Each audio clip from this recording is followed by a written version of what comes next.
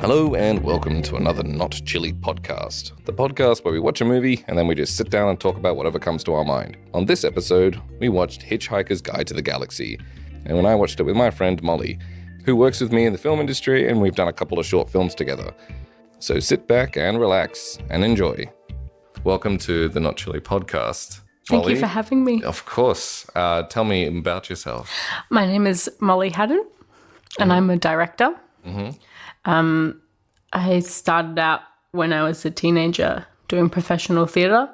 So I came from a theatre background, and when I sort of got to a certain age, I really realised I wanted to go into film and I wanted to direct. I went to uni, actually fell into cinematography, started studying that, did a postgrad in cinematography, and then while doing the postgrad realised, actually I think I want to direct. But it was very interesting because I really got to know that it was great, still a great experience studying cinematography because I feel like I come from sort of two backgrounds and have experience in two worlds, so from the acting side and also the camera side of things, which I think only helps. Oh yeah, with directing, that's certainly, and that's you. I'm working with you on set. I've seen how you can appreciate the way that things flow, and that's. I don't expect a director to know how a whole set works, but I expect a director to have some patience about, or like a willingness to understand how things work and to listen to the experts that they surround themselves with, because we only want to help.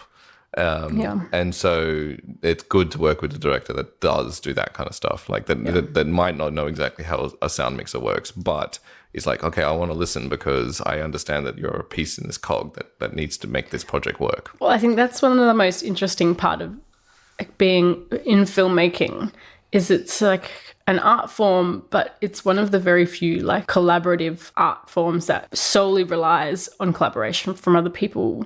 It's not, you're not a painter with a canvas and your paints. Like if you want to make a project, you need other people to make it happen.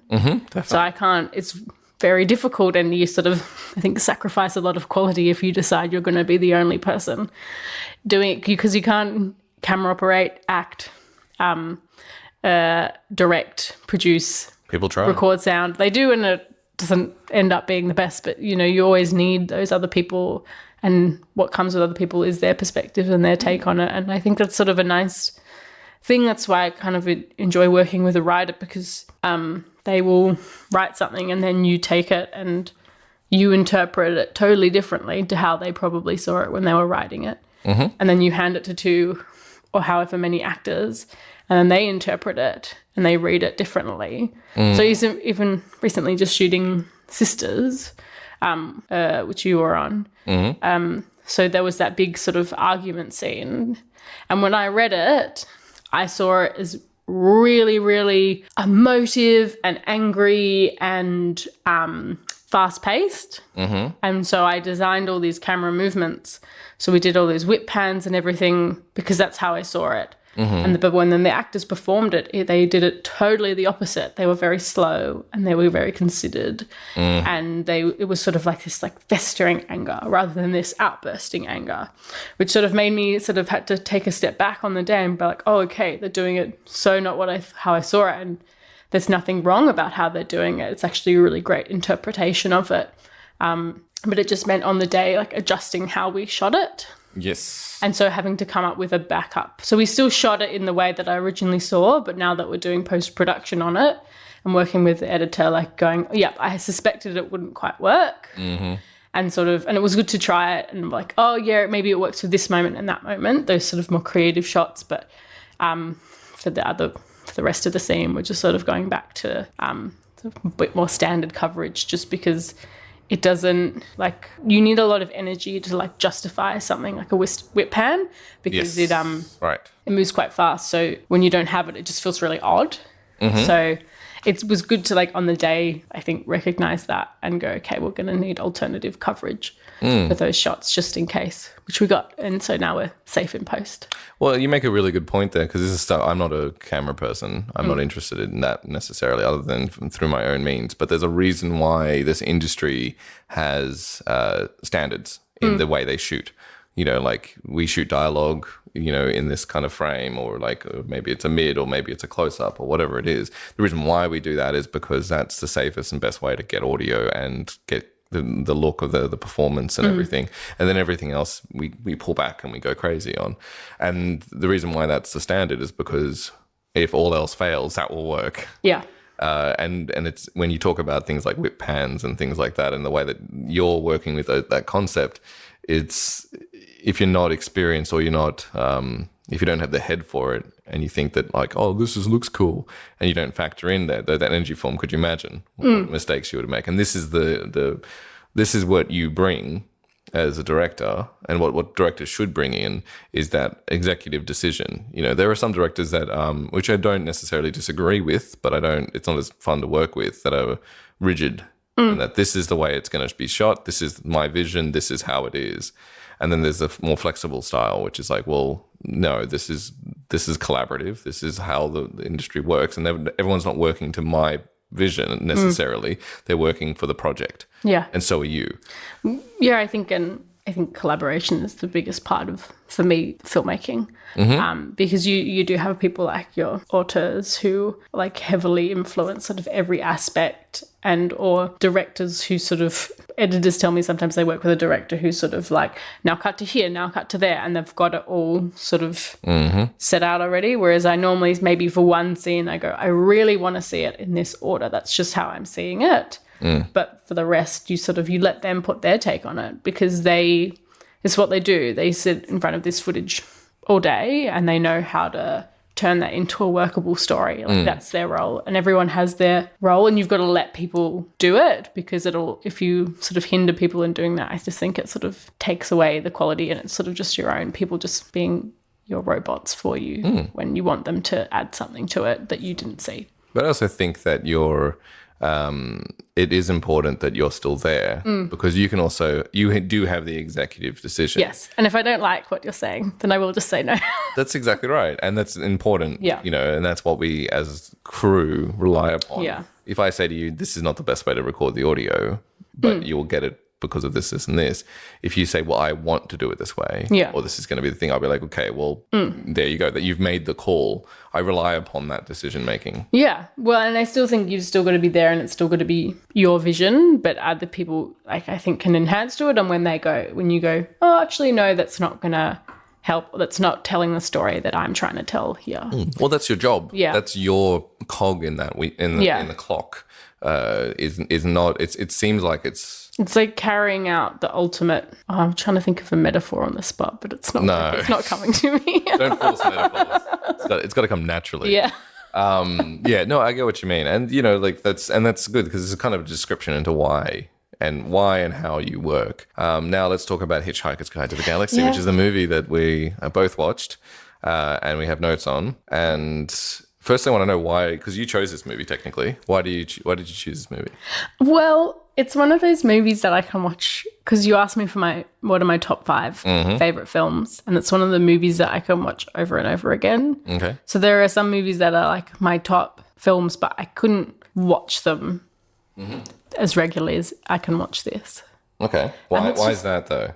Well, I think maybe they emote, like maybe they're really emotional and it's quite draining and stuff like that, or maybe they're a little dry, but this is just a fun film. Okay. It's just fun.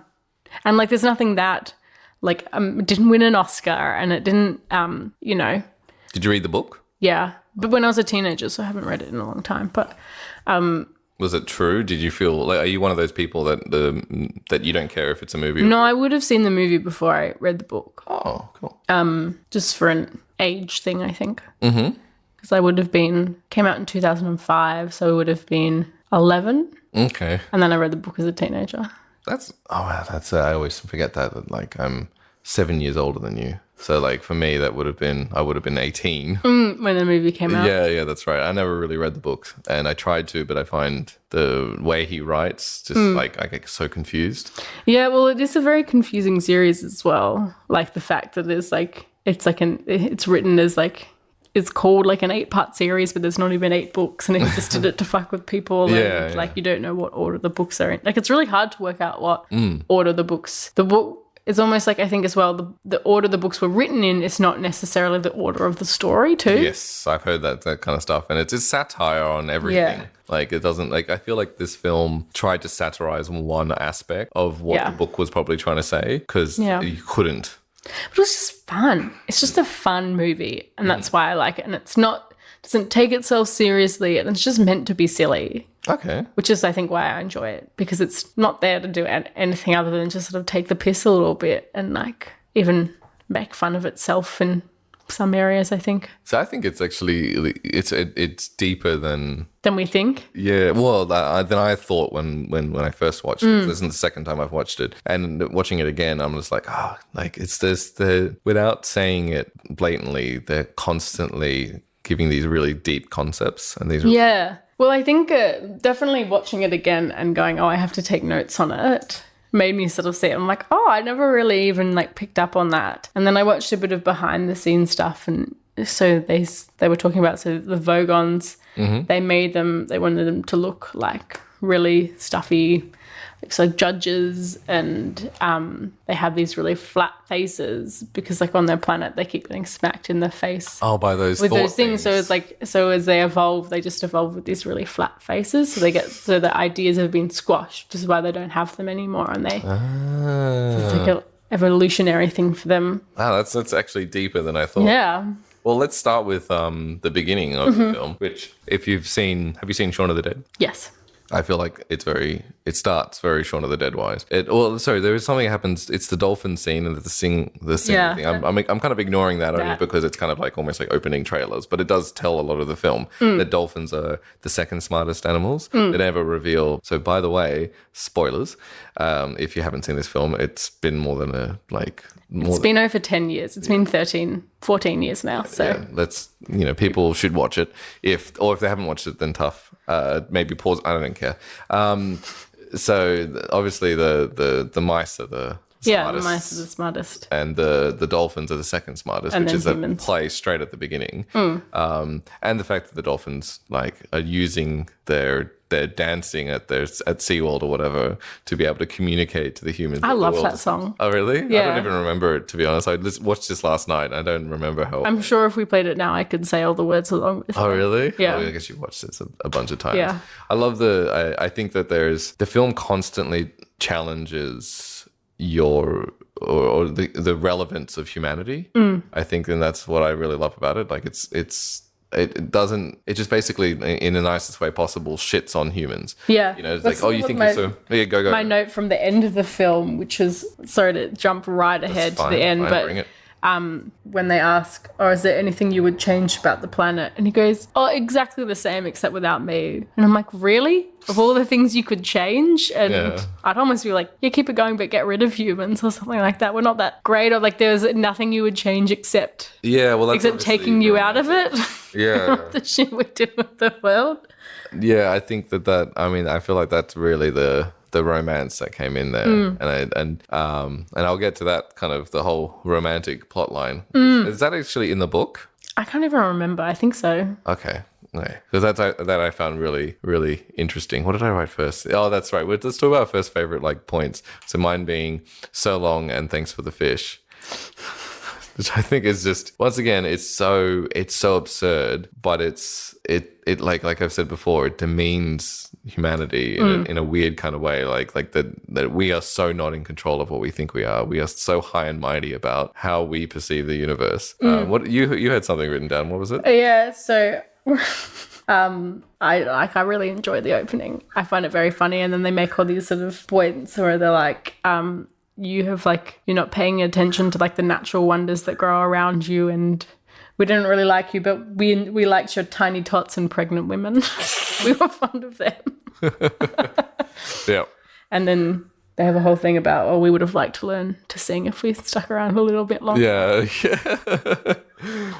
Which is awesome. I mean, like I said, this beginning, it reminds me also of Meaning of Life. If you've ever that kind of opera, or I guess even Austin Powers, and it has that kind of intro moment where they just kind of go into sing and dance, and it obviously is setting up the film, but it also in its own way is kind of just an absurdist moment, and doesn't actually, it kind of sets you into the universe, but it's not telling necessarily very much of the story. You could have summarized what that opening did in like a 30-second exposition kind of moment, but it made it so much more hilarious, and it set the theme. It had a whole song and dance, and it was these dolphins. Yeah, exactly. It's so it's so funny. absurd. Yeah, we were talking before about like one of your scripts and the idea of that penguin and it being this absurdist concept that you throw in, and that's one thing that this film does really well, and also like I imagine the book is that it somehow makes it okay but it is in fact absurd. So let's start with then let's go with like what I was talking about, the Shaun of the Dead kind of moment, which is when we see our first what was it, Martin Freeman, is his name, the actor? And his kind of first moment of yawning and his slapsticky kind of. We start with Man, and it's just this shot of him like going whacking his head, making a cup of tea in his pajamas. And him being this like he's just man. Like, he's not like very ordinary man. We just came from dolphins flipping and flying into space, who can intelligently talk and understand the universe, to this like dumb thing that like is just a complete joke. What do you think of the character? Very ordinary. And I think it's good in a way because it's like he's this very ordinary person. And there's nothing special about him, yet he's the person, like the last remaining human, or in the film, like there's Trillian or Trisha McMillan. But like that's who goes on, and everyone else is killed, and he's just the most average man. Like he probably doesn't do anything very exciting for work. He's probably works an accountant or works in an office, like just living a very average, normal life. Which is funny when you. And then he's the person that's put in these extraordinary situations. Well, dissecting him as a person, I think he has his own house, which he owns in like a country property. Like I love this idea of his normality being this what I would imagine being like, I'd love to own a little country cottage house and with my own little farm, and like he's kind of going to be trampled over by the highway, but I think that it's just like it's amazing what Hollywood, or I guess in this instance, I imagine this was filmed in the UK. Paints as normal. Yeah, that's right. Because that's far from normal. Like for you, yeah. But I think for most people, right? Yeah, but I think also if you were to sit down with the character of Arthur Dent, he's not a rocket scientist or anything. No. He's not curing cancer. You'd have a very easy discussion with him about very ordinary, everyday things. I think he's not even just normal, but he's also he's not courageous. He's not daring. Yeah. Which is, I guess, the same kind. And he didn't choose to leave the planet. No. And if he was offered the opportunity, like, would you like to stay and see the universe or just continue on with the rest of your life? He probably would have just continued on with the rest of his life, but he wasn't given that opportunity to choose. He was just put in that situation. Have you seen Rogue One, the Star Wars? Are you a Star Wars fan? I've seen it. I wouldn't call yourself. I'm not a nut about it, but I'll watch them. Okay. I can't remember if I did a podcast on Rogue One. Maybe I did, maybe I didn't. Anyway, if I did, I probably talked about with my friend Josh, because I imagine that's the person I would have done it with. The one thing that really sucked about that film, that kind of like destroyed it for a lot of us, which I think anyway, is that it was none of the characters chose to be where they were. They just got led on this trip, which made the stakes be completely like nil. It was like, oh, you guys are just being fed through the machine. You're not making an active choice to resist or to fight or to be like, you know what, against all odds, I'm going to go here. They do that once in the film, and it takes away from the characters, and it takes away from the plot because no one's invested, because they're like, well, you didn't choose to be here, so I'm just watching, something happen and play out, and I don't have any involvement in you as a character. But there is some in this film, and even though Arthur's character is very much a follower and he kind of gets led on this journey, we still enjoy his trip. Yeah. Because he's reacting to it in a very ordinary way. I mean, who knows? Like, it'd be very hard to compare, like, how would we actually react to all this sort of stuff happening and ending up on a spaceship and then ending up on another planet? Like, how would we really sort of cope with all these things? But he's playing us. Yeah. It's not even just normal. He's playing the audience. And I think that's hilarious because we like to see it. The one thing that kind of made me feel a bit anti-Arthur is he's kind of like, he's almost so not courageous and daring that it's frustrating. Yeah, he's an absolute chicken. Yeah. But I think we all would be. Well, that's my point, is that we don't want to admit it to ourselves, but I think we all are Arthur in a lot of ways. I mean, there's situations where it's like, hey, there's, so when they land on Magrathea and they've got to go through that sort of vortex and it's just sort of spinning with shards of ice. And he's like, no, I don't want to run through that. I'll get killed. Yeah, and then they don't. But it's sort of, I think we'd all have that fear, like sort of looking at a wood chipper and going, how are you going to pass through that to get to the other side of something? It's like, no, I don't want to do that. That's really... sounds really dangerous and scary. Yeah. That's why Zooey Deschanel's character comes in. Trillian? Well, she's Trisha McMillan, but when she goes into space, she changes it to something spacey. Trillian. Really loud. That one. This one's particularly loud. Yeah, so it's Trillian. And she obviously plays like the part of our minds that wants to adventure. Yeah, the more adventurous side of us. Which is also like a little bit crazy. And I love how they're like very, maybe Arthur was the one and everything. She met him one night at a party. And also, I totally understand. She was like, hey, let's go to Madagascar. And he's like, no thanks. I have a life here. I have a job. I can't just up and live. He probably doesn't even have the money to go to Madagascar. Yeah. And she's like, oh, you don't want to go to Madagascar with me? Oh, she's totally stupid in some yeah, in her expectations of what someone you've just met is willing to like do for you. Yeah, hell yeah. But I think that in its own respect, if I was listening to a director talk about this, I think that the way that I would describe it would be like, oh yeah, she is that part of their mind that does want to do things that is, but they're the either end of that spectrum. And so in that respect, you could say they kind of need each other because I think there's they bring out the best in each other. They make him more adventurous and they make her more grounded. Yeah. But then again, that's not how the story plays. In the end of the film, it's like I'm more adventurous. And it's like, does she want to maybe throw in on this and be like, hey, you know what? Let's take this slow or whatever. Let's think about this. It's like, no. He's just learned to be more adventurous, which is a bit like silly in itself. It's the reverse of Grease at the end where she becomes the bad girl. Yes. And everyone's like, oh, so she just changed to like suit a guy. Yeah. It's the reverse of that. Oh man, he just becomes more adventurous. Yeah, which is better, right? Just like in Greece, where she smokes more and wears more seductive clothing. That's like what you should do. Gets a perm. Yeah, is that what that like? The curly hair. Yeah. Well, I'm not sure if it was a perm, but it was definitely zhuzhed up with some curls. So the moral of the story is, change yourself. Yes. For other people. Get a perm. Change yourself for and other start smoking. Let's start this now. Like, that's just. I think it's super. It is a. We're kind of making fun of the industry because this is what these are what the stories we see tell us to do and to behave, and in some ways we kind of justify it by like what I just described, being those two characters being on ends of our own minds, but never coming to a point where it makes like logical sense in the middle.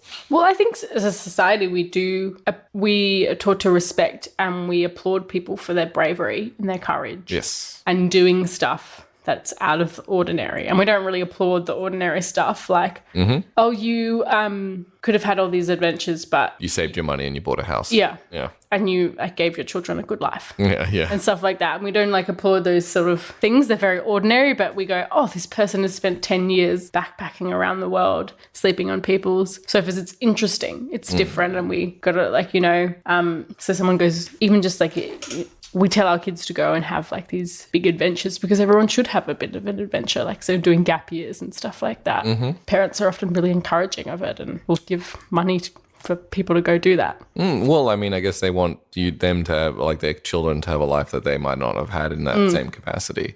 But I think that we should applaud the person who's worked 9 to 5 for their entire lives, who's built a stable and secure home, and who, occasionally... Keeps society going. Yeah. Not everyone can travel around Asia and sleep on people's couches for 10 years. Well, that's the sad thing about Asia, right? Would fall apart. Have you been to Vietnam? Yes. When you have conversations with people there and they go like, they don't even conceive of the idea of leaving the country because they can't. Like, they own so little, and it's such a privilege. It's a privilege to even travel within the country. Yeah, right. Do domestic tourism. Yeah, that's absolutely right for them in particular. And we're just like, well, I'll just eat all the food I want. And oh my God, food poisoning is the worst. It's like, this is what they live with. This is the food quality standards that they have.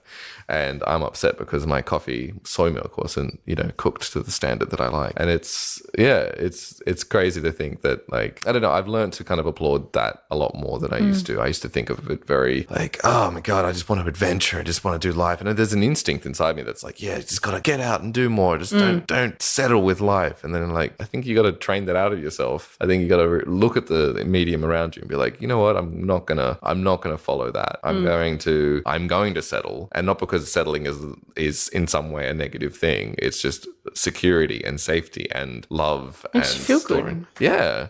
Anyway, well, this is the funny thing about the film, right? It's not telling you that story, and it has such an opportunity to tell you that story. But like you described, it's the industry that tells us that it should be applauded. Yeah, I think if someone asked me, they said, "Oh, here are your two options: go travel space, and you will travel space indefinitely. You'll go on all these adventures, but you don't know what's going to happen, and you'll be kind of on your own. Or you could stay here, have the life you always wanted, have the job you wanted, have a family, have friends." Like, I don't really know what option I would choose. I'd sort of be like, well, I like the life I'm living and I'm not unhappy in it, and I like my friends and I would like to be a part of a family, and I think that's really important. So I don't know if I could, as much as exciting as the other option sounds. That's like a lot of stuff to give up. That's a part of your human nature to want. Yeah, hell yeah. But I think that's a decision that will happen. You know, like you'll get to that point where that's a call you will make about your own life, and one will start feeling more important than the other. Well, yeah, I do keep going to parties waiting for an alien to ask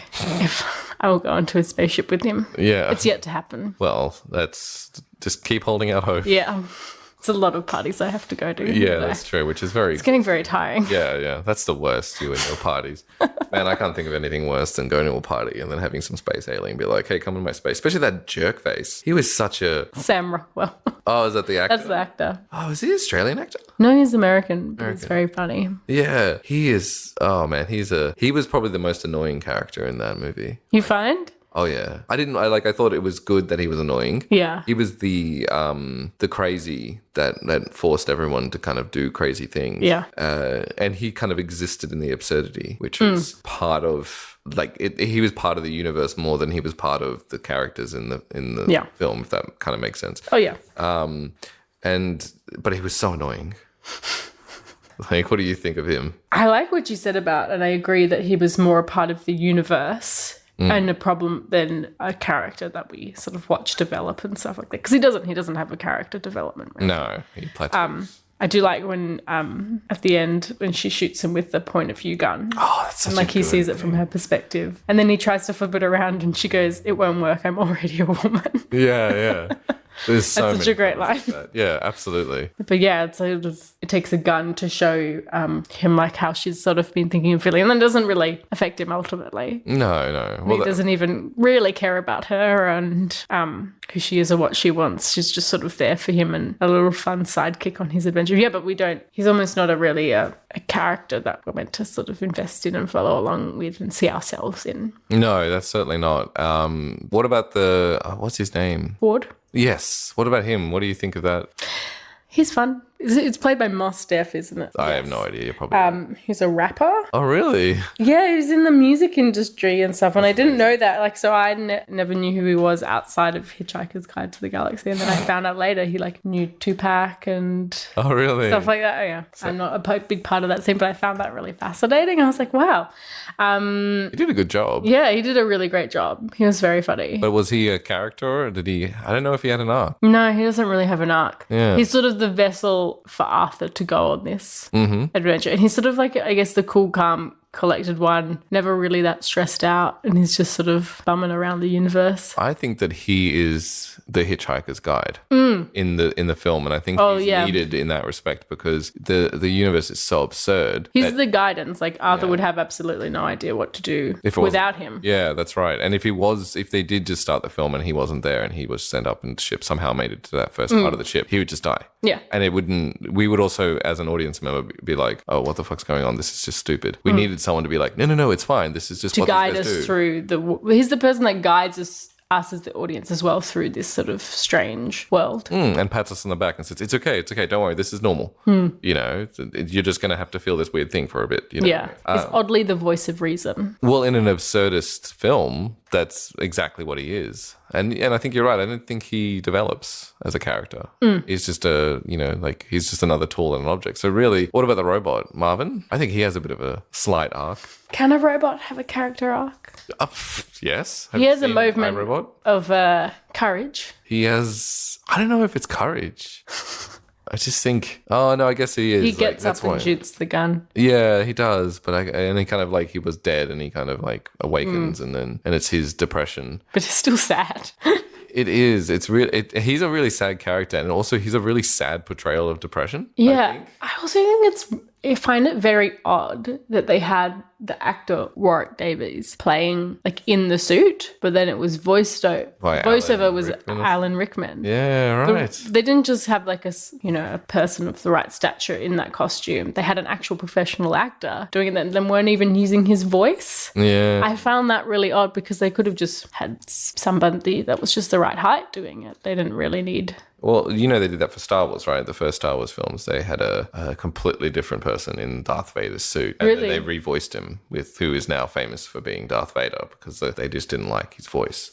Oh. So it's not uncommon. I mean, I want to know what your perspectives on that. Imagine getting into the editing room and being like, this doesn't sound, the person in that suit doesn't sound like right. Marvin to me. Yeah. What would you do? Oh, it's a hard decision, that's a hard right? one. Maybe it was sort of decided, maybe they knew from the get-go that Alan Rickman was always going to do the voice. Mm-hmm. But no, ignore that. You're the director on this film. Mm-hmm. You're 50% into shooting. This is, $10 million or $20 million. Probably more because it looks like it was probably like a $40 million film. But whatever it was, you get 50% of the way of the film. You did like the performance of, what was the actor's name? Warwick Davies. Warwick Davies. He's a guy from Life's Too Short. And yeah, and he was in Harry Potter and stuff like that. And in Star Wars. Yeah. Plays a lot of, I think he does quite a few of those roles where it's in a costume. Mm-hmm. So maybe she's used to that, I'm not sure. Well, yeah, I mean, and to say if that's okay or not is obviously questionable, but you're watching rushes, you're watching an assembly edit of what you've got so far, and you go, there's something about this that doesn't work. And I've heard this with someone that has much more let's just say much more resonance in their voice, like someone who's a voice actor.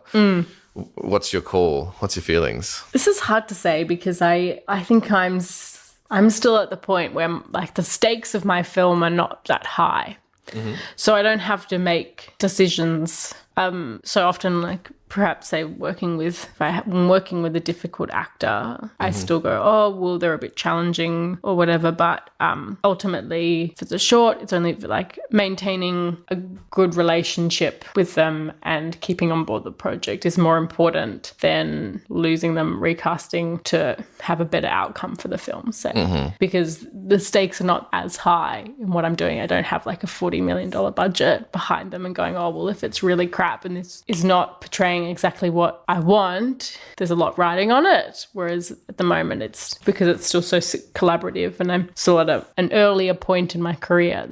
I think right now I'm better off working with what I have and trying to keep that going and getting the best out of what I have than so this is the beautiful thing about hypotheticals though. Yeah, offending ego and stuff like that. Yeah, like you do have final say. Your investors are also people you need to appease because this isn't $40 million of your own money. This is $40 million of investors' money. So how do you go on with this?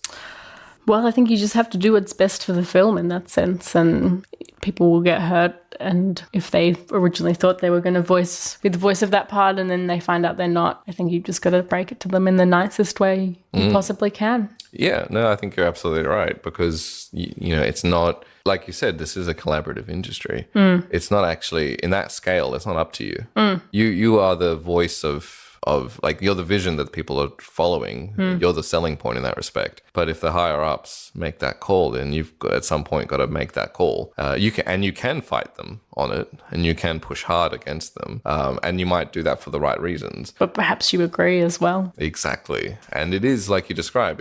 I think it's about the project. Like I've said before, if someone wants to record in an air conditioning unit while it's switched on, then that's their choice. If that's what they think is the best thing for the production, then that's the way we'll do it. It's just going to be ADR, and it's just going to be blah blah blah, whatever the ramifications are. So yeah, you have to find a balance. Well, even so, now I still have to find a balance of like, I don't want to compromise, and I still want to produce the best quality that I can. And I wouldn't, I was saying, I wouldn't not have something if I thought it would compromise what I was ultimately trying to achieve with the film. Sorry, I shouldn't be judgmental and be like, that's a good way of thinking. Anyone else that doesn't think that is terrible, because there are some great directors who work on empathy, and who just believe in the characters till the bitter end, I imagine. But I also think that, like, you said it in the beginning of this podcast, it's about the project. And you're a cog in that wheel, just like we all are. And, if an actor brings something totally different to the role, you can be, look, you're just not seeing it how I see it. And often that's in the initial auditioning process. So, like, I'm seeing it a certain way and they're reading it differently to how I see it, so we're not going to go with them. And a lot of that's a big part of auditioning. But often, on smaller stuff, you sort of work with what you've got, and it can be very interesting to go, oh, well, I totally saw it this one way, and what I'm getting is so different. But these are really beautiful performers, and there's nothing wrong with what they're giving me. It's just different to how I initially saw it. And sometimes that can be a really good thing, because it adds a new perspective to it. And sometimes that's a positive, I think. Well, I think that you were saying that before as well, when you're describing the collaborativeness, in the same vein that, it is about the project. It's also, you need to let go of it as well. It's not your thing, it's everyone's thing. And that means that if an actor or any part of the department has a better idea, then maybe that needs to be considered. But you're the vessel in which we consider that as crew. And I'll ultimately go, no, I don't think that's going to save the story, or I don't think that's important. I do that a lot with cinematographers, like, to get creative and I want to shoot it from this really odd angle. And you go, this isn't a music video. But how does that tell the story? Yes. And it doesn't tell the story, so I don't see the point in taking maybe an extra half an hour to get this really odd angle that isn't going to carry us anywhere. And I think obviously you know Roger Deakins. There's a podcast, referring back to the last season, which I can say. I've been trying to do this a lot more. I refer back to other episodes. But me and my friend Josh did trying to get people to go into your back catalogue. Yeah, oh my God, yes. Get more than 15 listens on one, podcast would be awesome. We did Prisoners. Have you seen that film? It's amazing. Shot by Roger Deakins. He also did Jarhead. As well, which was also, when you they look like completely different films, but then you realize what Deakins provides as a DOP. Yeah. Occasionally, all DOPs have their moment of wee, this looks amazing. But you're seeing Deakins' work, what makes him such an amazing DOP is that he's all about the story. There are times where there's a shot, which is it's one angle, and everything happens in that shot, and it's not even a good oh my God, it blows my mind, but it tells everything you need to know, and it gives you the emotional intent of every character by the way that it's angled, and it's it doesn't wow you, but then when you start to critically look at it, you go, oh my God, this is one of the most amazing shots I've ever seen. And that's one of his gems. And it's one of the things, I imagine everyone would want to work with Deakin. But I imagine that's kind of what you, it sounds like that's what your mentality is. Yeah, well, I think for me, it's always about the story. And that's the most important thing. And if you don't have a good story, then you don't really have anything. And telling the story is the most important part. And I think you can get very distracted. Sometimes what I like doing is when I don't have a budget, you have nothing but the story. And that is literally all you have. So how do you tell it? You've got to do the best you can in order to tell it. So getting really great actors who can bring it to life, and a cinematographer who can really capture it, and someone really great on sound who can record that. And but just on Deakins, I think my cinematography teacher, Justine Kerrigan, we were having a discussion once, because I just find a lot of cinematographers really, really love anamorphics. Oh, yes. They love anamorphics, and everything they shoot, they want it to be in that ratio. If they can't, even if they're not shooting on the lenses, they want that ratio. Yes. But I often find it distracts from the story. And I have a friend who's not involved in the film industry, and she just once went, I hate it when everything's skinny. I hate it when the picture is really skinny. And I don't like looking, it's like looking at a piece of spaghetti and like trying to watch it through that, you know, and that's how she phrased it. But it often doesn't help the story, and it can often take you out of it. And Justine was talking about how Roger Deakins, he got, I think, a bit of criticism for one sort of show, not criticism, but people asked, oh, this sort of film you did, it had all these beautiful landscapes. Why weren't you shooting anamorphic? And he goes, well, because it wasn't about the landscapes. It was about the people. And if you want to tell a story about people, you shoot 16:9 because you don't want to see what's sort of on the far edges of the frame. Yeah, you want to be right up there in their face and really connecting with them. And it's just can be really distracting. Yeah, that's well told. And so I often have to like people be like, oh, we're going to shoot it anamorphic. And I go, no. Yeah. No, we won't. No. Also, I don't have budget to shoot anamorphic because it's ridiculously expensive. And no, I've shot with anamorphic, and as a soundy, you get away with more because the frame stretches on the sides, doesn't stretch above. And so often you can get a boom in where you want it, or you can hide bugs better because it's wider looking. But obviously there's the whole spectrum of anamorphic lenses. You know, there's an 80mm in anamorphic, you know, like it doesn't, not everything is a 16mm or something. So I don't, that's a really good perspective on that kind of, that decision. Yeah. I'm yet to fall in love with anamorphics, is what I'm saying. And you know what, you might find that DOP later sells on. It to you. You know, I think that like when I started my career, I started off with a very crappy microphone, a cable, and a boom pole. And every little upgrade I got, like where it was a shock mount, or I upgraded the microphone, I got a longer boom pole, or a better cable, or a curly cable, and then eventually a recorder, and everything was appreciated because I was like, oh man, I wish I had a wireless that went more than 5 meters and wouldn't cut out every second. And so then I finally got the wireless, and I pushed that to its length. Like now I wish I had antennas and fins that could make me go 100 meters and wouldn't get as much interference. Now I wish I had a mixing panel. And so I imagine in the same version of the story that you have, you're experiencing filmmaking and slowly incorporating new techniques when you're starting to realize why you might want to introduce them. Yeah. And well, I did have a friend say, I'm like, I'm just not that into it, and he's a cinematographer, and he said I was really not into anamorphics, but eventually like I just really love them, and everything he shoots now is basically anamorphic. But I think also because of the stories where I'm at the moment, what I am telling is that sort of narrative drama, and it's really about people, and I like doing stories about relationships and you know, between like sort of conversations about a mother and a daughter and that dynamic, and like what would shooting that anamorphic, that would not have served the story. Like we didn't need to see more of the living room. What's your anamorphic story? If you could think of one. I'm not saying you actually have that in your mind. I have a short that I think would work quite well, anamorphic, but it's like a road film, and it's set in the wilderness. And I think it would serve the story because what you want to see is all this vastness and how alone these two characters are in that world and how empty that world is. But for the most part, it's when I'm doing stuff about people and people connecting with each other, and we don't need to see so much of that outside world. Yeah, the environment, the space that exists between them. Yeah, no, it's a good attitude that you're still open to it. Well, yeah, and that's also why I'm trying to, I'm spending a bit of the year trying to get experimental with what I direct and trying things outside what I think my normal, my go-to area and what I feel the most confident in. So like doing music videos, which I'm not familiar with, and is probably ultimately not what I want to pursue with directing, but just giving it a go and trying it and to see how that's done. Just because getting out of that narrative drama world a little bit, even just doing comedy and stuff like that is a bit different to what I normally do. Well, in music videos, you tell a story often with just vision, and the story is very much to a beat. How do you feel like that's going to change the way that you make movies going on? Interesting. Kaboom! Take that. Wow, that's a lot to think about, Piotr, and I've not really analysed it that much.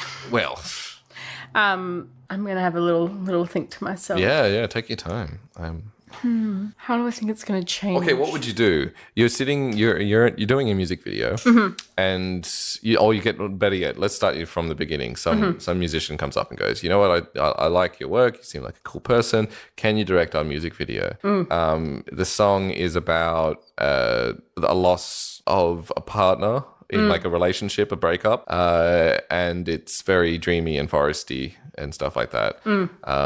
Now tell me how you would try to pitch that story.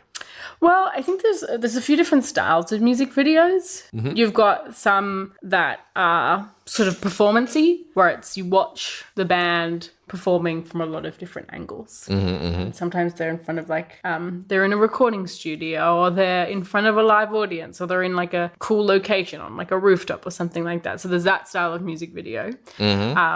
There's sort of, there's probably a lot of analysis on this that I'm just not familiar with, and then there's a style where it's them performing, but they're in a location, and we're sort of seeing the emotions of usually the singer, and we're seeing them do, like, you think about them dancing and stuff like that. So it's not necessarily telling a story, but there's something quite visually grabbing going on. Like you think of I don't know, like the Ariana Grande music video. I don't know if you've seen that, but they're like it's like 30 women on exercise bikes. Oh wait, I think I've heard of. Yeah, or it's just a lot of like shots of asses and stuff like that. Oh right, it's not like really telling us the story of the song. Yeah, it's just a bit exciting and jazzy. And then there's the other kind which really like almost follow a narrative.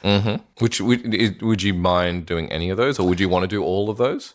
Well, I'm going through this sort of phase of I'll give anything a go. And I'm trying to give lots of different things a go just to try and get myself out of my comfort bubble, which is narrative drama. So I'm wanting to try doing something that, so the next music video I'm going to do with a girl called Chloe Grant, it's not going to be like have a narrative. It's really going to be, okay, how can I capture this song and make it look wonderful and like feel wonderful watching it without having the story. So trying to do something other than telling a story. So just trying to tell a feeling. Yeah. Yeah, okay, cool. How do I capture that? So that's my next little project, which I'm excited to try. Okay, so you're up for, like you described, you're up for anything.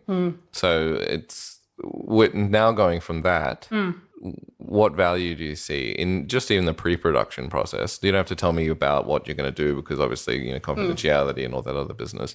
And I haven't thought of it yet. Yeah, there you go.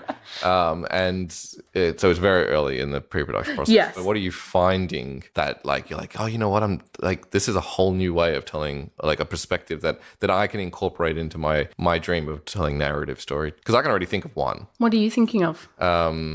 Just only because I can see that you're still in thinking mode. And I don't mean to be mean, but it's like I said that question again. I'm like, okay, wait, hold on. She still needs to think about this. And I think because I thought I knew where the question was going, and then you went somewhere else with it. Yeah. So I had an answer, and then you changed, and I didn't know how to answer. On this podcast, we'll always try to trip you at your feet.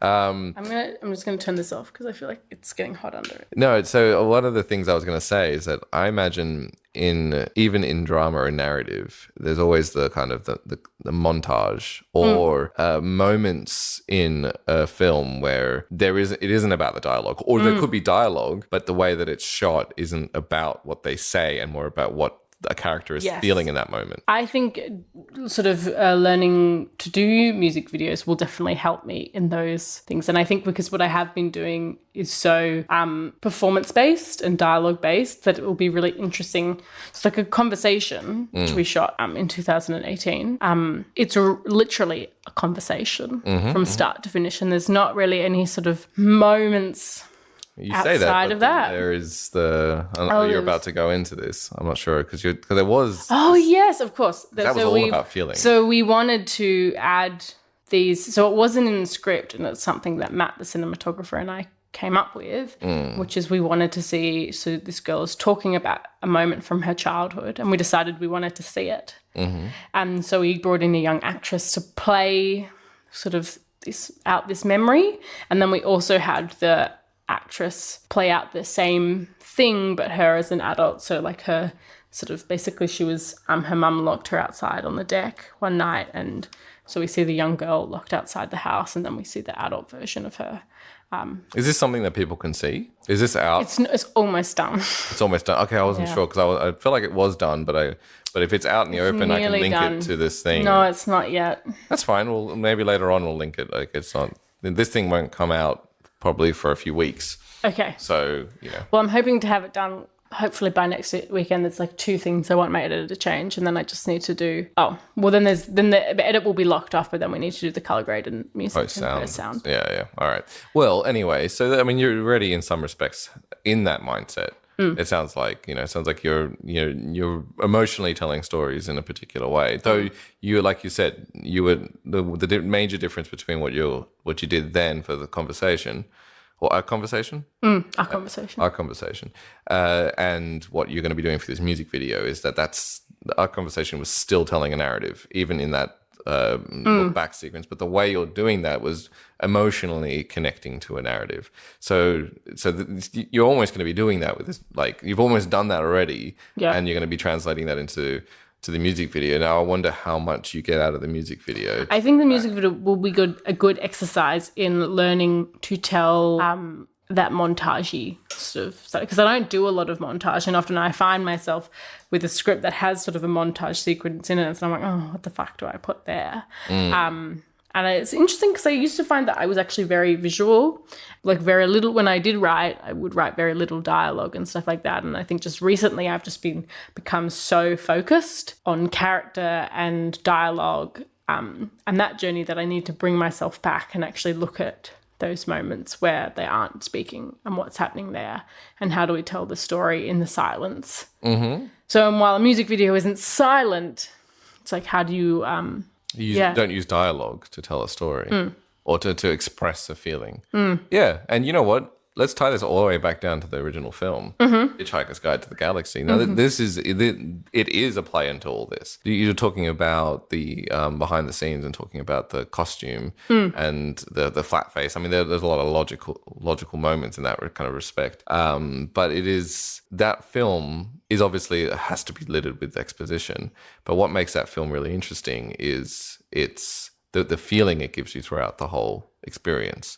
That feeling of insignificance and chaos and everything, and how it doesn't necessarily do that. Like if you read the book, it would make you feel that. But if you watch the film, the dialogue doesn't necessarily take you on the journey of chaos. The world that you see and you experience and you feel takes you on that world of chaos. And so this is kind of what's happening. The dialogue almost brings it like back to normal. Yeah, grounded. It grounds that experience, and that's kind of what you're describing here.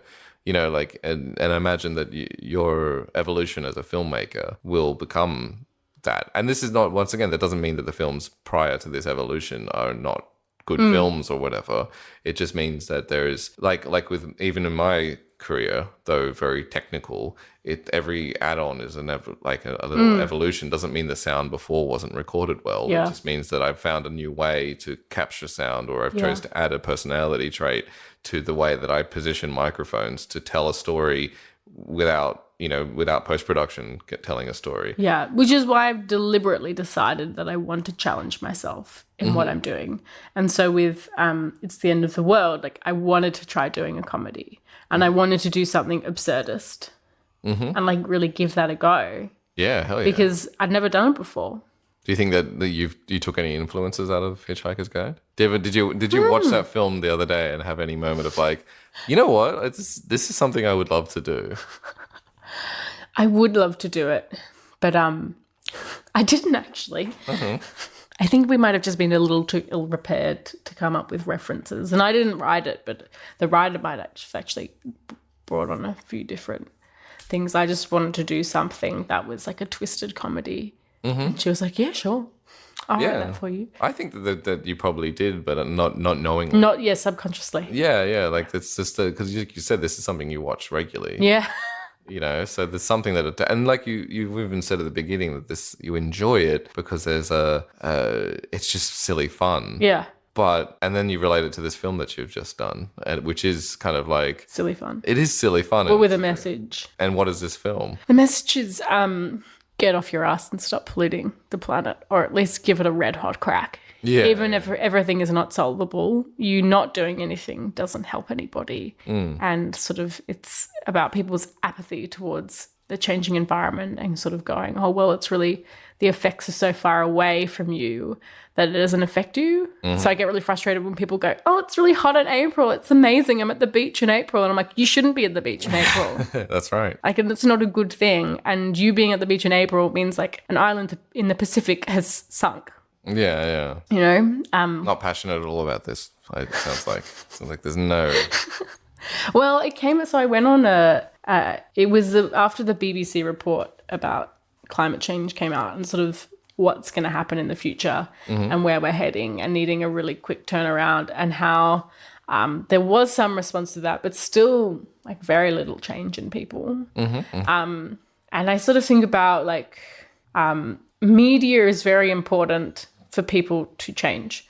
And I'll use my parents as an example here. Like living at home, I was always very like pro-environment, like saving water and recycling properly and everything. And my parents just sort of were a bit, well, I was just like a nag, the enviro nag around the house. And then they suddenly watched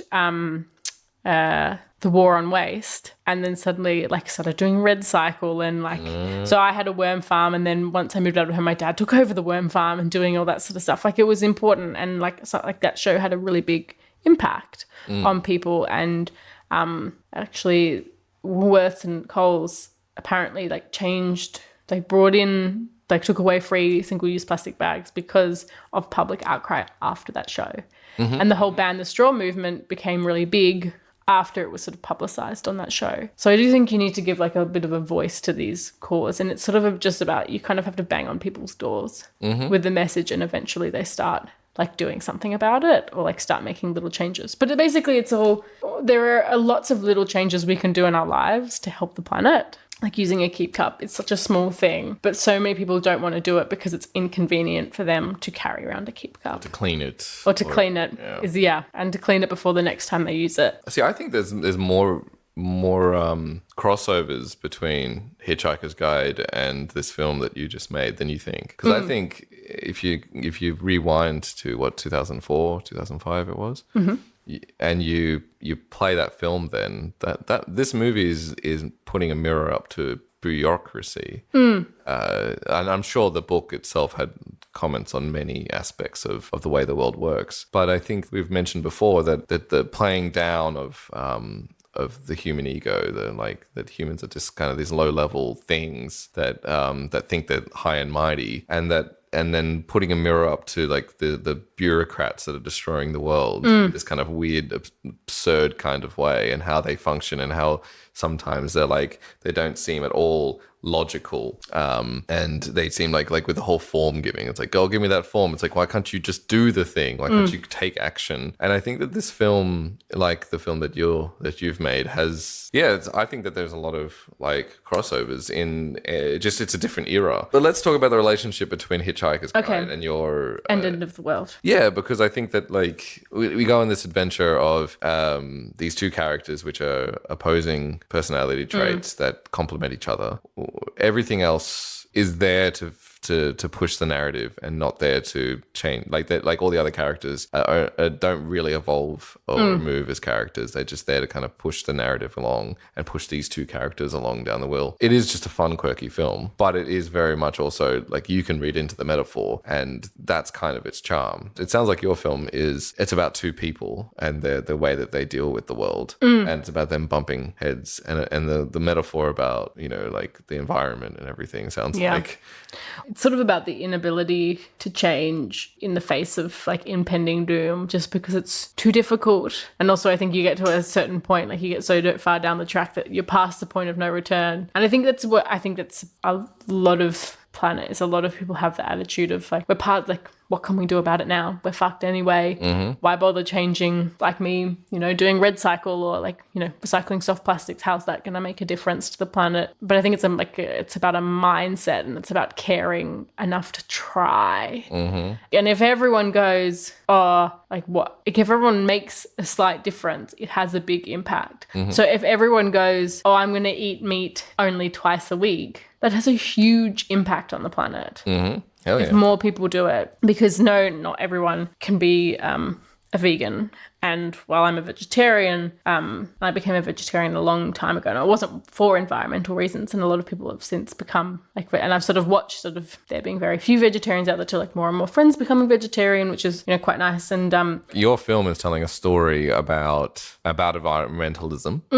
I've never seen it because it hasn't come out yet and it's just been shot. And I couldn't even show you a rough cut because we shot it last weekend. Yeah, so early in the game. But does it smack you in the face with environmentalism?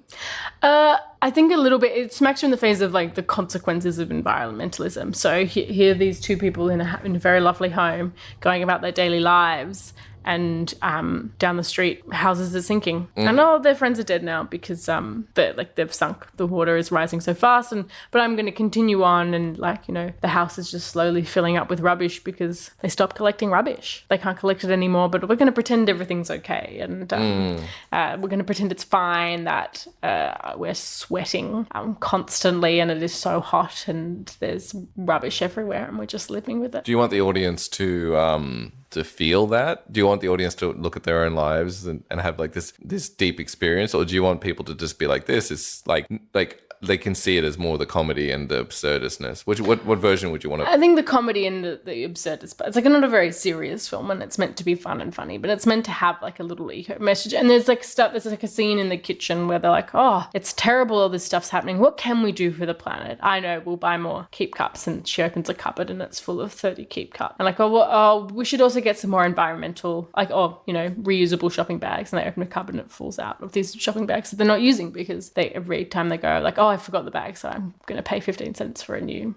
bag. Yeah, that's right. Not even the proper, reusable bags, the ones that are made that cost $1. Yeah. Even the cheaper ones that like technically biodegrade or whatever. Yeah. Yeah, okay, awesome. Well, let's go back into these guys and their adventure. Yeah. These guys are governed by the absurdity of politics and of everything that kind of is the statement of the film. I imagine there's kind of 2 points. One is these two characters who are discovering themselves and each other and how they, the last two people on Earth technically, living in a hyper world where politics seem to be, and bureaucracy seems to be at its most extreme and in your face. And that's the path that these guys are trying to navigate through.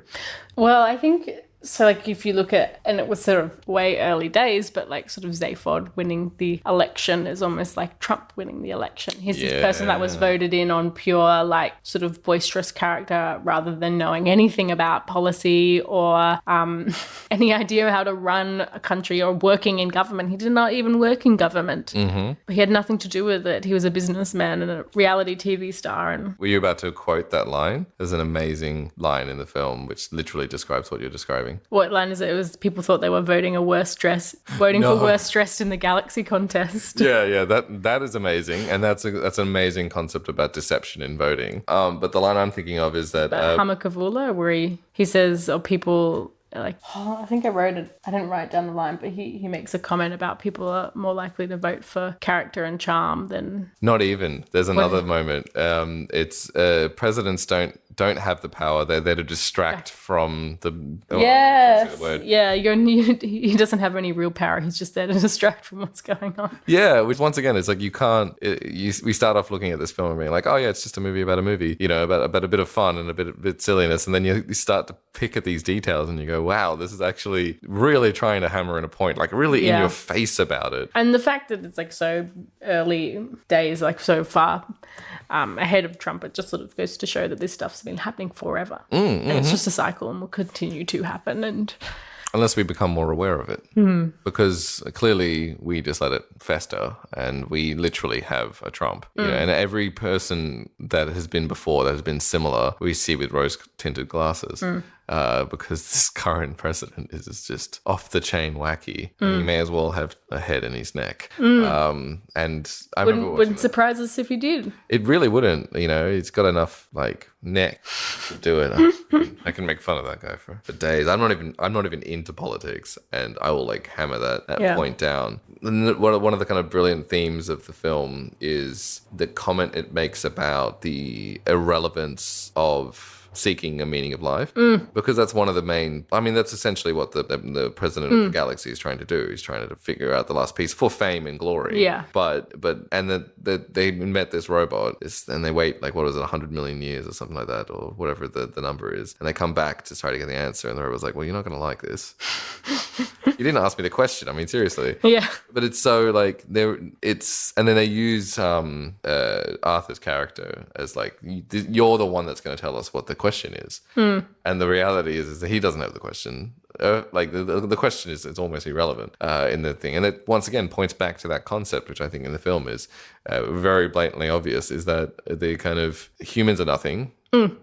Big life questions are nothing. We're all seeking this thing. We're all trying to push for this thing, and it's all irrelevant. Well, yeah, when he goes, so Bill Nighy's character, so Arthur goes, oh, I've always had this sort of overwhelming sense that there's something bigger out there. And Bill Nighy goes, oh, that's just paranoia. Perfectly normal. Everyone in the universe gets that. Like, that's everyone. Yeah. And even that, the funny thing is, even that kind of makes a joke on what end up being the villains of the film, the mice. It's like there's something bigger out there as the smallest tiny little thing. Like, I think it's constantly slapping you in the face. What about that amazing cameo of Bill Bailey? As the whale, and he sort of has 7 seconds to come to terms with his existence. That's right. What he is, and then he dies. Yeah, that's right. And that's it. And it's so meaningless. Like, all this work that he puts into it. It almost feels like everything in this film, other than maybe the love story, is just meaningless. And that's the kind of like, and it is meaningless, and it is stupid, and it's not. But that's kind of the point to it. That's kind of the reminder that life is a bit meaningless. Life is a bit, but you have to prescribe meaning to things. Otherwise, we'd never get up.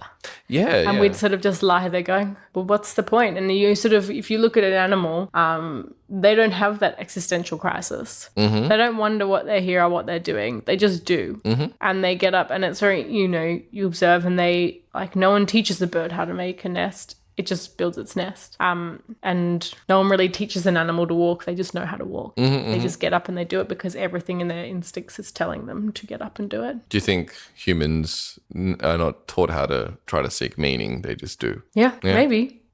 Maybe, I think, because I think it's something we all go through. Everyone has an existential crisis phase, and it's not something we're necessarily taught, because I think we're almost taught not to have one, because we're just meant to continue on with everything. But the status quo. Yeah. Yeah, absolutely. I think we can get very overwhelmed, particularly because there is so much, like, our life is far more complicated than that of a bird or a dolphin or a dog, which is just, it's almost their existence is just to exist and to keep on carrying on, to breed and stuff like that. I think whereas our lives are a little bit more complicated. We've added stuff to life that's far more complicated than just existing. And I would, uneducated opinion here, I would tee it down to pattern recognition. Mm-hmm. I think that humans have an amazing and uncontrollable feeling to want to put things in boxes and try to connect dots. And it's that one difference in instinct which has kind of like pushed us to such a extreme level, and also like an absurd level where we see meaning in things that make absolutely no sense. I always think it's the fear of being forgotten, because I think we all have a deep underlying sense of how insignificant we are in the grand scheme of things. Well, most of us do. And so we have this sort of, no one wants to be forgotten. Like, and I think we're all very afraid. So what we try and do is have its bigger... create podcasts. Mark on the world, yeah. So that people will remember us for as long as possible. That's fair. Do you resonate with that? I think a little bit. You want to... To be honest, I don't think about death too much. But let's start now. No. I don't really sort of think about what's going to be here after I'm gone. But I do think a lot of what we do, and a lot of where I think greed comes from sometimes, is to try and make ourselves as significant as possible. Mm-hmm. Like, I want something named after me, and I want, like, my name on a road or a boat or a plane or something like that. It's this thing that will be completely. I want to do something, that will have meaning. And chances are, 400 years time, not everyone's Shakespeare, not everyone's work continues on. Yes, but both of us are Shakespeare, so this will continue. Well, I certainly am. Yeah, that's right. So, and is there any part of your directing experience which is like, I want to leave my mark, Or is it literally just I enjoy creating? I think for right at the moment, it's just I enjoy creating. You're not egotistical enough, I think. I'm sure that will come. Yeah, that's right. Just got to add the cocaine and drugs and the tons of money. Just give me a slight bit of success and then ask me and when I've got that. And then... That's right. I'll try to get a podcast with you in like 3 years' time. And yeah. like and I'll be like, no. Yeah, no, I'm too busy. And it's not even me telling you. It's my third PA. That's right. And they wanted to tell you that I know Molly well enough that they will say to you that your podcast is so insignificant that it's not worth the time because my voice is more important on film. Yeah, that's what you're going to be like. I'm going to be very busy in 3 years is what I'm saying. Yeah, that's exactly right. Yeah. That's what we keep telling ourselves. And then you have like the most quietest year of your entire career and you're like, oh, this is interesting. Well, hopefully this year is not going to be such a quiet year for people. Yeah, we'll see. Well, it's looking that way. There's 3 features shooting at the moment. I know, but one of them's like micro budget and stuff like that's, and one of them's going to be Peter Rabbit. And anyway. But it's still exciting. It's better than last January. January was good this year, I guess, to a certain degree. As far as Januaries go. Yeah. But anyway, back to the film. Back to the film. Yeah, stop talking about important real stuff. Let's avoid reality for even longer. Yeah. What about one of my favorite things about this thing was about the what was written on the Hitchhiker's Guide to the Galaxy, like I guess you wouldn't call it a book, but a digital tablet. Don't panic. Don't panic. I think there's in large friendly letters. and like I don't know, there's something about, I feel like that's a really important point, and I think that's something that like gets drilled into our heads throughout the whole film, because the more people, it's like keep calm, carry on. Yeah, because the more we do, the more we kind of do panic, the worse it things seems. get. Yeah, in this universe anyway, because I think that in some respect panicking can help in reality, but in this film, I think with the chaos. I mean, could you imagine living in this kind of world? I think going through everything that they went through in such a short space of time, I'd be very stressed. Yes. And I'd feel very stressed. And I just want to sit down and have a nap. Yeah, and you don't get to. And I'd be like, actually, do you know what? You guys go keep traveling the universe. I've seen enough. I'm going to curl up in my doona for a few days. That means you sound like you resonate more with Arthur than with Trish. I think I used to resonate with her when I was younger, and then the older I've gotten, the more I've gone, I think I want to sit down. I've had a double resurgence. I think I was more like Arthur to begin with. Then I became a bit like Trish. And then I kind of started to realize I want to be more like Arthur. And then I feel like that Trish side's like, but I think we have Trish and Arthur in all of us. Oh, absolutely. And they've got to balance out each other.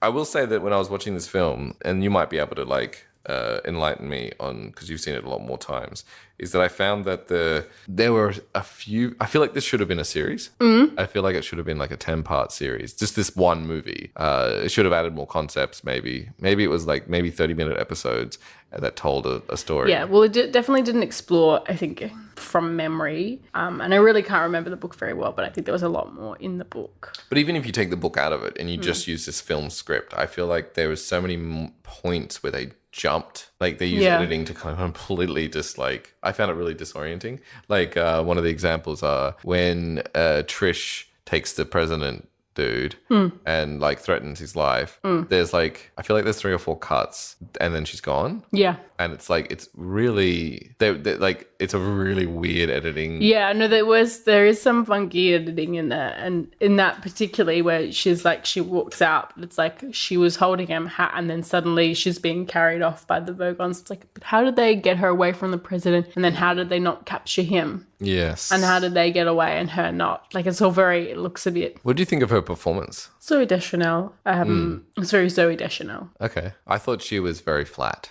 for a lot of it. And then occasionally she had some really good moments. But I felt like she was very one-dimensional. And it could have been intentional because she really did that scene where she shoots the president with the perspective gun. That's the first time we really see another side of her. That's right. This is where we see that depth that she has, because otherwise she's just been, oh no, you've seen moments of it, I guess, throughout the film where she's kind of like unhappy with certain things or she has kind of a moment of reflection or whatever. But then it's only until then when you kind of like, she's obviously trying to properly discover herself by continually shooting him. Yeah. And that's why she's doing it, I think, anyway, because she wants to hear it. That was like a bit of a disappointment to me because I feel like you could have used those characters a lot more and like really kind of stretch. Same with Arthur's character. For a lot of it, he was quite one-dimensional. And then, I mean, and and once again, this is a silly film that's kind of fun and like absurd, and it doesn't have to have like, it didn't need those characters to be amazing, but I still feel like it's a lost opportunity. And I feel like imagine if Zooey Deschanel's character was a lot more conflicted, and we saw a bit more of her journey and stuff like that, because we don't really see that much of her, and we got surprised with her. Like that was kind of, that's kind of what I mean by the wish this was a series. Just even this script was even a 3-part series or like a 4-part series. Like it could have still been the same plot points, but just allowed moments for those things to breathe and like to have kind of crescendos of character arcs. Whilst I feel like Arthur and Zoe's character kind of just go, Arthur and Trish kind of just go up, and then they kind of just get to a pinnacle, and that's how they end. Whilst and suddenly they're in love, right? You know, rather than kind of going up and down and kind of having like a kind of bit more of a joyride with that arc. And I feel like there was a lost opportunity of character. Once again, doesn't make the film shit. Yeah, just a missed feeling. You know, interesting that you say it could be a series, though. I think there's definitely a lot going on in one film. Oh, yes. Like, how many planets do they visit in the one film? And, like, suddenly they're in this place where everyone's sneezing and worshipping a nose. And it's a whole episode right there. Yeah.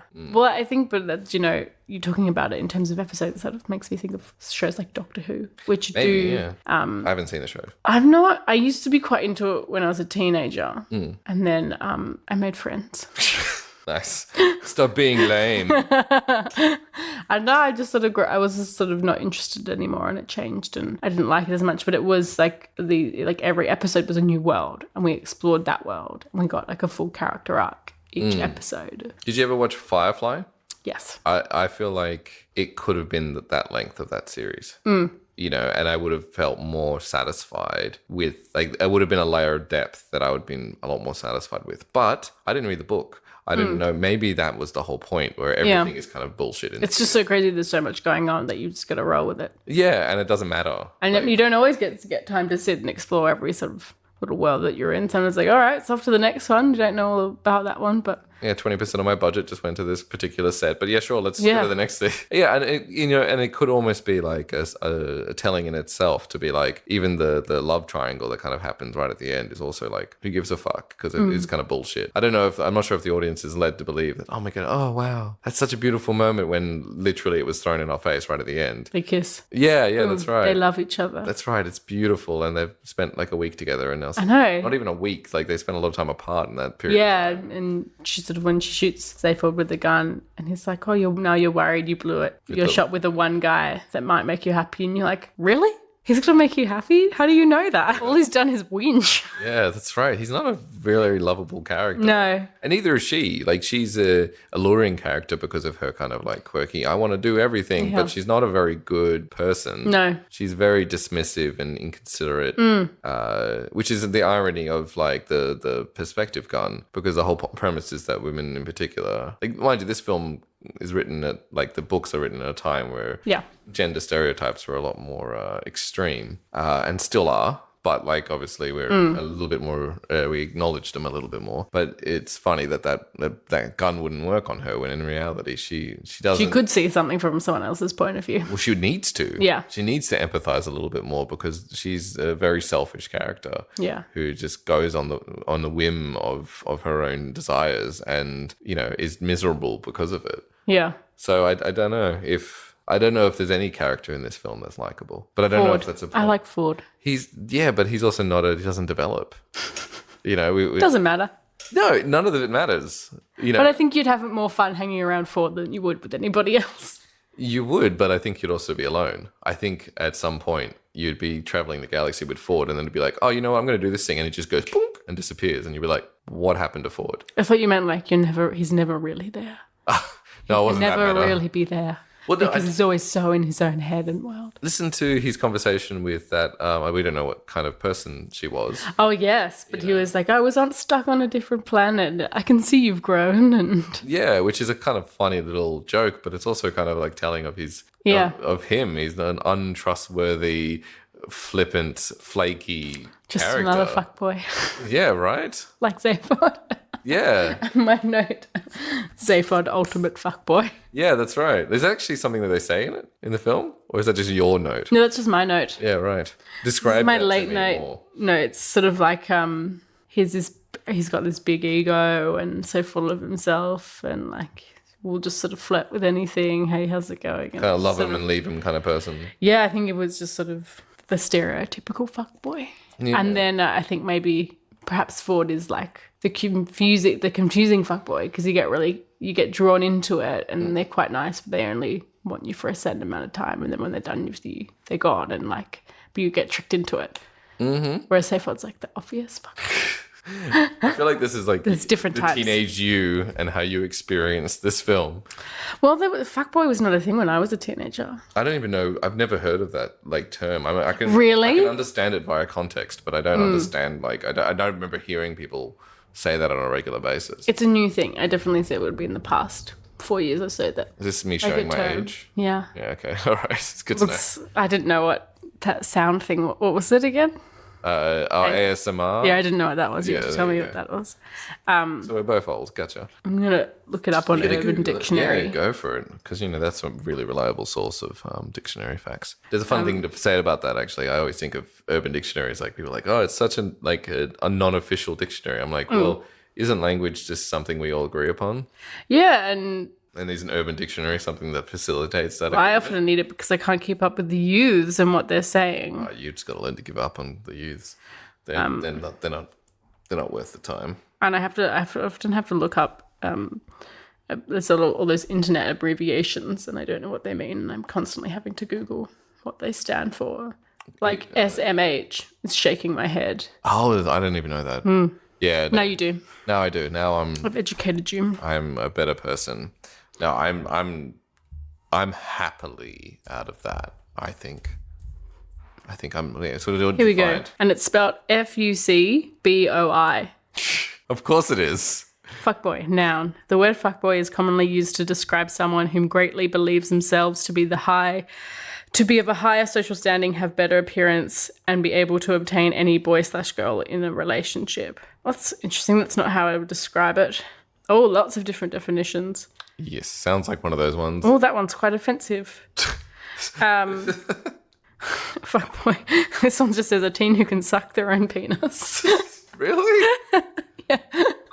That's hilarious. I think sort of how oh my God. I've been using it and like it's sort of... It's like the first one sounds similar. It's sort of, I think people came up with it in the terms like the male version of a slut, sort of like, but it's also not that, it's just basically a guy who sort of fucks around and doesn't really care about anything but himself. Yeah, I mean, you use the word slut and like, I have a really strong distaste to that word because I think it's not definable. I think it's one of those words that we'd like to think there's a definition of. I felt it's a gross word and I felt very uncomfortable saying it. Yeah, I could tell. You could see that in your face. Yeah, you're like, oh, I'm just going to say it because it's kind of relevant. But it is like, it's one of those, I think that you can't, like you say, if you ask 10 people, it'll be a different definition from person to person.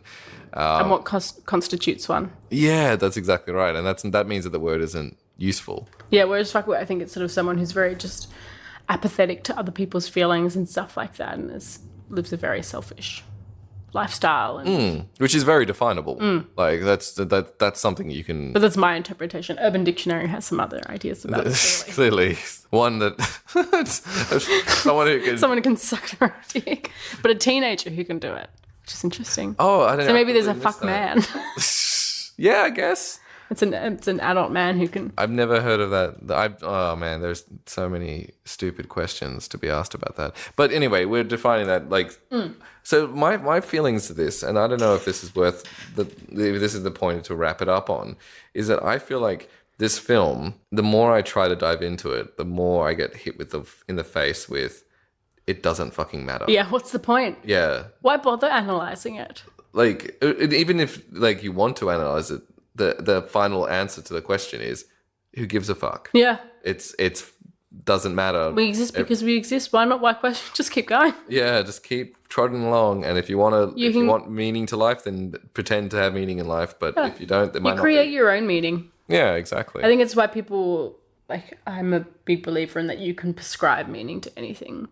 And you can give anything a power over you. So it's like a lot of people are into I'm not myself, but really into crystals and the energy crystals give them. I don't believe there's an energy radiating that out of that crystal. But I believe that someone can give that crystal power, that it gives them power. A placebo kind of power. Yeah. No, I think that there's. So I think you just sort of whatever gets you through the day, man. Well, I'm an avid believer. Like I used to be a pretty I used to be agnostic, and then I realized that I was atheist, and then I went through a phase of like all religion is stupid, and then I went through another phase of being like, no, religion is actually really important. There's a lot of stupidity that happens in all concepts. Doesn't have to be religious or not. There's always dickheads. And then I also went into I'm almost kind of at a point where I'm like, I'm a very kind of science-minded kind of person. And yes, I will be very like skeptical if someone says that, you know, this couch gives me magical powers. But if it can be proven, I'm willing to be proven wrong. I'm willing to be like, if someone did hold a crystal up and say, well, this will make you feel better. Yeah. And then someone found a way to to prove that to me, I'll be like, okay. But I think it's I believe in like the religion of yourself, I guess, like if that makes sense. And anything is possible within your mind. So like how is, you know, believing that like this rose quartz will give you a power, or not give you power to say, but make you feel a certain way other than there's a man in the sky, you know? And I feel like, but you can, if you believe that there is, and if you look at that crystal and you go, I get a sense of strength from doing it, I think that strength is coming from yourself, but you're just going, it gives it a source, if that makes sense. And I think we need sort of sources outside ourselves. That's why we have religion. Yeah, and I think that there's something to be said about like basketball players who don't change their underwear, you know, and it's like, and it actually is proven to make them play worse when they do. Because they believe. That's right. I believe everything comes from yourself, from within you. And I do so like I was always very critical of stuff like The Secret and things like that. And I don't necessarily believe that if you sit on this couch and you go, I want a diamond ring for my birthday, and you sit here and going, diamond ring, diamond ring, and you keep muttering it to yourself, it's going to happen. But I do believe in the power of focusing on something, and if you focus a lot of energy towards something, it's more likely to happen. And that's probably the caveat there, because I would always, my first feelings when you say that, it makes me go, imagine being, like, we live a privileged life. Imagine being someone who doesn't have access to anything, who probably does will to have something that when we find very easily accessible, and they just will never get it because of what position they're in. So I think there's also like a privilege element to it. But like you said, it's the caveat is it's more likely to, or it could happen when you put will into it. Yeah. But will isn't tangible. Will isn't something that like we can have will juice, and then when we drink will juice, it will make us more willful. It's not. It's something that exists inside our minds, and same thing with motivation and drive and all those things. They're mental concepts. And even when I draw, I will hang pictures of drawings that I've done around me. And not that those pictures, I need them to be there to draw, but there is something about being in that space. Yeah. Which allows me to do it. Well, it's like the idea of like a lot of people into vision boards or whatever. But if you're looking at that every day, yes, you're far more, and focusing on it, you're far more likely to achieve those goals. They didn't happen by magic. That's what I sort of feel they happened because you focused like something within you on achieving it. I also think there is like, it's not actually magic, but there's some kind of magic to psychology. Like it's this weird. I think there's a lot of power in the mind and connecting with other that we have no idea about. Yeah. That's the weird part to me. That's the part where I'm like, well, it's the whole thing of when you can feel someone's looking at you. Which is a fun. I watched a video on that. Did you? Yeah. And there is some kind of. First of all, we don't normally notice 90% of the things that we see. So like, like the flowers on the table there, I might not ever notice those things, but my brain's still seeing it. My brain is still registering there's something there. If you said sunflowers, I'd probably be like, oh yeah, even though I'd never at one point focused on that. So your brain is already taking information, but also the way that people turn their heads and things, we're reading a lot of that kind of information without us realizing. on top of the fact that when something looks head-shaped, we'll often think it's looking at us. Those flowers scare the shit out of me every time I come down the stairs at night because they're at the height of a sort of a person. And I go, and I think there's someone there in the dark. Flower-faced head just like, hey, Molly. It's just a silhouette. How you doing? Yeah, that's kind of weird. But anyway, do you have anything else to add? No. Do you feel like... I can't even remember anything I've said. That's fine. It probably didn't make any sense. It was a roller coaster ride. So if you got to the end of this, congratulations. Yeah, well done. I'm proud of you, audience member. Well, I'm just going to check my notes. Was there anything interesting I had to say? Yeah, go for it. Some of these notes are just quite... vague. I have really... Like handy towel. And then Trish is fucking nuts. Which we talked about. Yeah, we discussed that.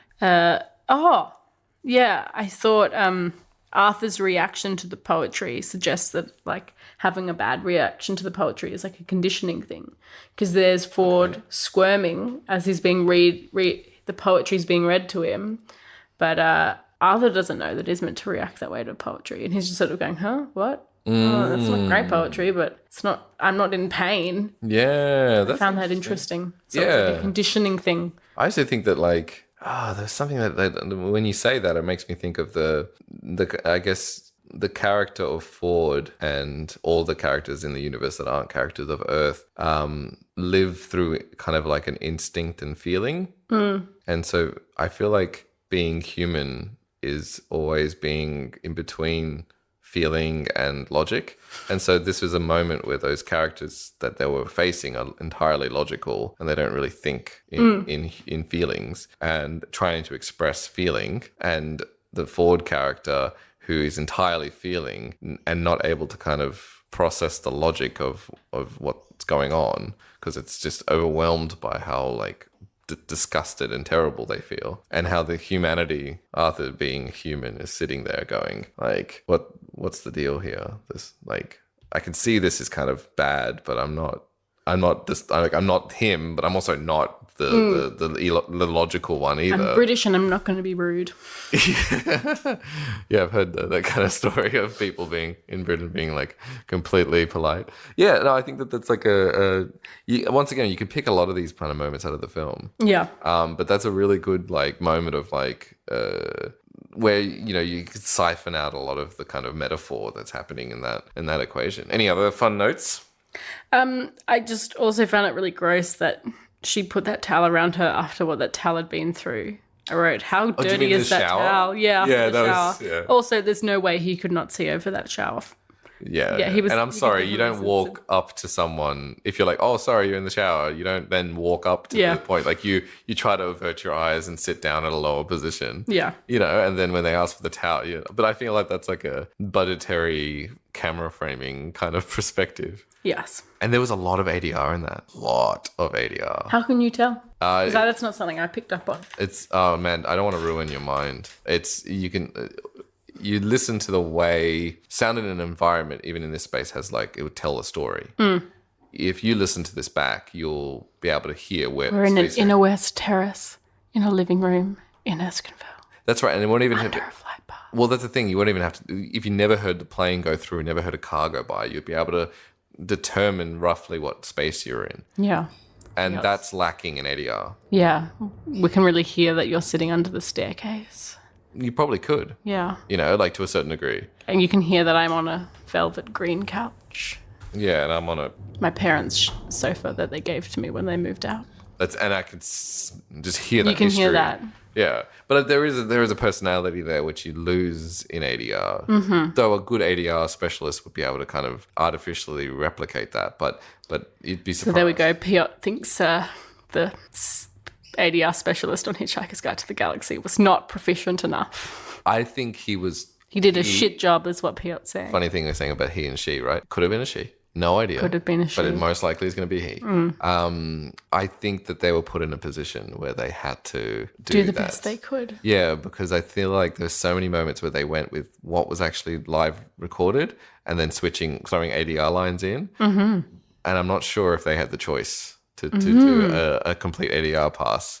I feel like they had a certain amount of budget to do ADR and they just had to pick and choose their fights. And there were some dialogue scenes where there was just one line that needed to be changed and it just they just had to throw it in, and it just like they tried their best to make it sound blended, but it sticks out. Okay, well, let's wrap it up. Well, unless you have anything more to add. No, I just thought it was really gross that she put a towel on her naked body that had been through all that stuff. Yeah, that was gross. Get some better hygiene standards, Trish. That's right. I mean, I think that's probably the most important thing. And also, I wonder how many versions of that towel they went through on that set. Another thought. I wonder if that was even the same towel. It doesn't look like this. I don't think that's... It looks like the same towel, but I feel like they would have had 30 of them. You're probably right. And if they ever washed it, or if they just brought out a new one every time. And I also want to know, is that like a towel they just bought, or did they design that pattern specifically for the film? Because imagine being the designer who designed that towel and then went, wait, I think I designed that towel. And they just bought it at Target or something like that. That's a good point. These are the things I think about. I think that there are some films where that's exactly right. They're like, and this could be one of them. But I also think that there's a good chance that there was a Target towel. It was a cheap and nasty towel that they got, and they got like 5 variations of it, and that was the one that they stuck with. They're like, oh, this one kind of looks right. And they bought 30 of them. Yeah, and then they bought 30 of them, that's right, and then just melted all of them, and then they sold it at some kind of raffle. Yeah, anything else? No, that's it. Get out of my house. Okay, good. Well, thank you very much. Thank you for having me. I'm so happy to be the first woman on your show. What an honor and a privilege for me. Yeah. And I feel like I've embarrassed my gender. No, you haven't. And I mean, it's good to have a female voice, and we'll hope to have you back on another episode talking about another film. Yeah, me too. There are so many movies out there, Piotr. I don't know if you know. No, I don't. Yeah, I've seen 8 films in my life, so we could talk about all 8 of them. Okay, well, I think there's at least 20 movies in this world. Stop it. Why haven't I heard about these movies? That's right. I'm just learning. There might even be more. I don't think so. That sounds like a lot of movies. That's true. That's pretty impossible. How could anyone see more than that? Yeah, 20 movies is like hundreds of hours, if not millions. Trillions. Thank you very much. Okay, bye. So that's the podcast for today. Stay tuned as there'll be a new episode, probably in about 2 weeks, I hope. To keep up to date, don't forget to subscribe using Podbean or wherever you get your podcast. On this episode, I want to give a special shout out to Molly. Thank you so much for being on board, and hope to have you back some other time. This podcast was produced and edited by me, Piotr Wasilewski, and the music was sourced from the Filmstroy website. Till next time, thank you for listening.